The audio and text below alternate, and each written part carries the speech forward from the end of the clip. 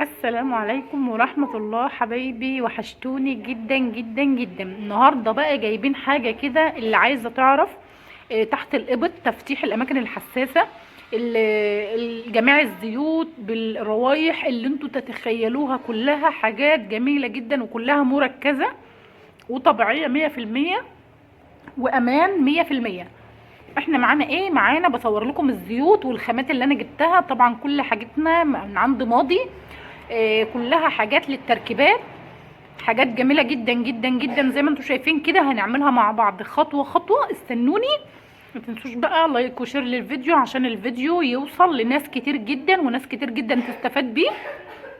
انتوا عارفين ان اي حاجه جديده او اي حاجه يعني حلوه بحب انزلها لكم عشان كلنا نستفاد. الحاجات دي انا بعملها عندي يا جماعه، يعني مخمريات وكده، حاجات طبيعيه، حاجات جميله جدا، احسن من الحاجات اللي فيها احماض. قبل كده عملت حاجات وكان فيها نسبه احماض كده زي مقشر وحاجات زي كده، فما كانتش بتيجي مع اغلب الناس، لان الاحماض يعتبر بتيجي مع، مش بتيجي مع البشره الحساسه. زي ما انتم شايفين كده، العود والعنبر والمسك ومش عارفه صابونه ايه، المسك ومسك الطهاره والفل والياسمين، حاجات كتيره جدا جدا، انواع الصابون كلها وانواع الزيوت اللي هي المعطر اللي هنخلط بيه الخلطه. استنوني في نهايه الفيديو هتشوفوا الخلطه هتبقى عامله ازاي، هنشتغلها مع بعض خطوه خطوه. ده زائد ان احنا زودنا الشابه البيضاء. الشابه البيضاء ايه وظيفتها؟ وظيفه الشابه البيضاء ان هي بتفتح لي الاماكن الحساسه، يعني مش كمان ريحه ثابته وبس، لا كمان ريحه وتفتيح. طبعا الحاجات دي كلها جميله جدا جدا. زي ما انتم شايفين كده احنا هنبدا نبشر الصابون ده كله. معانا انواع الصابون كلها زي ما قلنا، العود والعنبر والفل والمسك والياسمين والطهاره والحاجات دي كلها، مع الزيوت كمان اللي احنا جايب، مع سوري، مع المعطرات اللي هي الخام اللي احنا جايبينها، هنخلط بيها مع الشابه مع الحاجات دي كلها. هنبتدي ان احنا نبشر زي ما انتم شايفين كده، هنبشر الصابون كله وننعمه، لان احنا ممكن نحطه برده سايب والزيوت دي تخليه يعني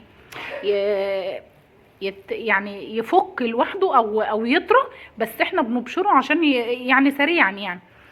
زي ما انتم شايفين كده هنبدأ نبشر واحدة واحدة الصابون، وبعد كده نخلط. هشوفكم بقى في نهاية الفيديو.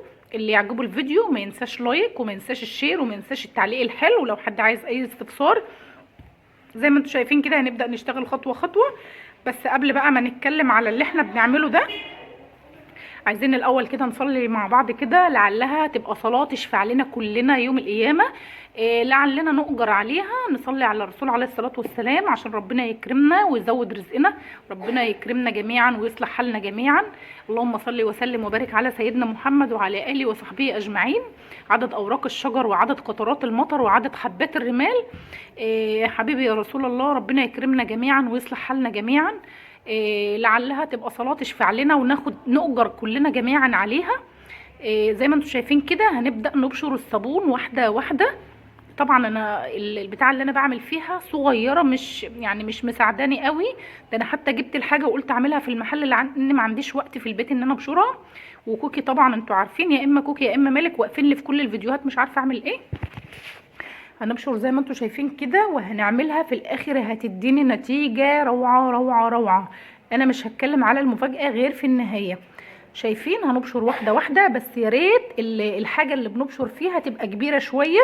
انا للاسف ما جبتش حاجه معايا كبيره تاخد الحاجه، لان لازم الكميه اللي معايا كتيره، فعشان كده لازم الحاجه اللي معايا اللي انا بخلط فيها تبقى يعني ايه، تبقى غويطه كده بحيث تاخد معايا الخامات كلها اللي انا هشتغل بيها.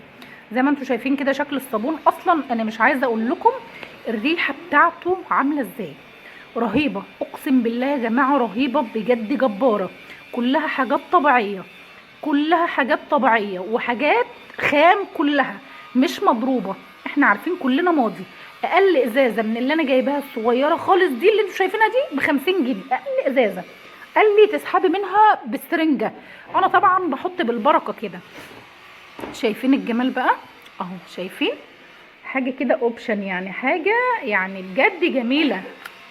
حاجه كلكم لو عملتوها، بدل ما نجيب بقى المعطرات اللي بنحطها على الجسم وبتعمل لنا مشاكل بعد كده، وبنجيب البرفانات، واللي عنده حساسية من الجلد مثلا، او اللي عنده حساسية صدر ما بيستحملش الروائح النفاذة. انا واحدة من الناس عندي حساسية صدر ما بستحملش الروائح النفاذة.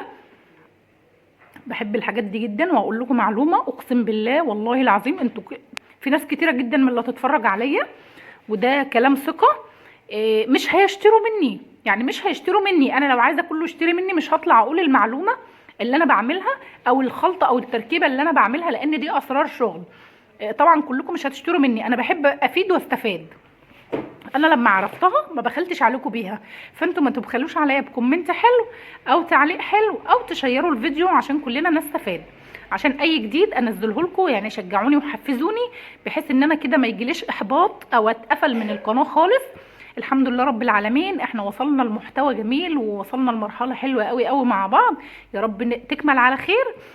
طبعا احنا هنكمل بشر كده، احنا بنتكلم على ما نخلص بشر، نخلص الصابون كله زي ما انتم شايفين كده. انا باكل بسكوت باليانسون طعمه حلو قوي، وبشرب شاي. تعالوا كلوا معايا. طبعا قبل اي كلام دي حاجه طبيعيه 100%، نتيجتها جميله قوي. الشابه اللي معانا اللي في الكيس ورا زي ما انتم شايفين البتاع مضايقني قوي، لانه الحاجه مش عارفه اخد راحتي فيها، فكان لازم اعمل الفيديو بقى واخلصه واكمله. انا ما كملتش، انا عملت جزء من اللي انا عايزه اعمله بس. زي ما انتم شايفين كده هنبدا بقى نعمل ايه دلوقتي. هناخد 5 معالق من الشابه بمعيار 5 معالق من الصابون المبشور بمعيار 5 معالق برضو زيت جونسون، بس الزيت هيبقى اكتر شويه، وكل ما عاوز زيت احط. طيب هناخد قد ايه؟ انا مش هسحب بسرنجه، انا بحط بالبركه كده. شايفين انا كل ما بحتاج زيت بزود، كل ما بحتاج زيت بزود. انا حابه الحاجه تبقى فيها قويه وريحتها شديده، طبعا انا لازم افضل اعمل فيها الحاجات دي بتطريها وتخليها طريه خالص خالص خالص. في حاجه بقى حابه اقولها، معلومه صغيره خالص. في حاجه اسمها الشابه البيضه، سوري، قشطه الاميرات.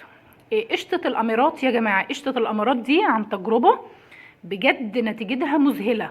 انا مرضتش ازود حاجه، انا حبيت احط كل حاجه قدامكم. شايفين ازازه الجونسون دي لوحدها ب 30 جنيه الصغيره، يعني الازازه دي لوحدها ب 30 جنيه.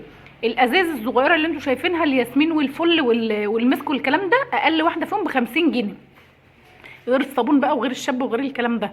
نتيجتها رهيبه رهيبه رهيبه، اقسم بالله جباره. مش قادره اقول لكم ريحه المحل وريحه المكان عامله ازاي، وريحه ايديا وريحه هدومي عامله ازاي، لان الحاجات دي تقيله. الحاجات دي يعتبر ثابته وقويه، ريحتها قويه بس مش نفاذه، ريحتها قويه بس مش نفاذه.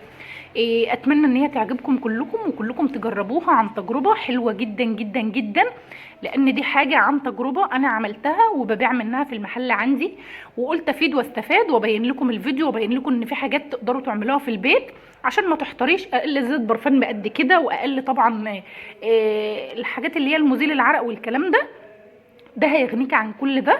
لايك وشير للفيديو، ويا رب تكونوا كلكم استفدتوا. ده الشكل النهائي. عايزه تزودي قشطه الاميرات دي، قشطه الاميرات دي جميله. شايفين الشابه ليها عامل اساسي جميله جدا جدا جدا. عايزه تزودي قشطه اميرات، عايزه تزودي زيت جونسون، حسب ما تكون هي طريه معاكي او متماسكه معاكي، على حسب ما انت عايزه او على حسب ما انت تحبي. طبعا دي كانت نهايه الفيديو. يا رب يكون الفيديو عجبكم. اشوفكم في فيديو جديد، ولايك وشير للفيديو ما تنسوش، وكومنت حلو، واشوفكم على خير ان شاء الله.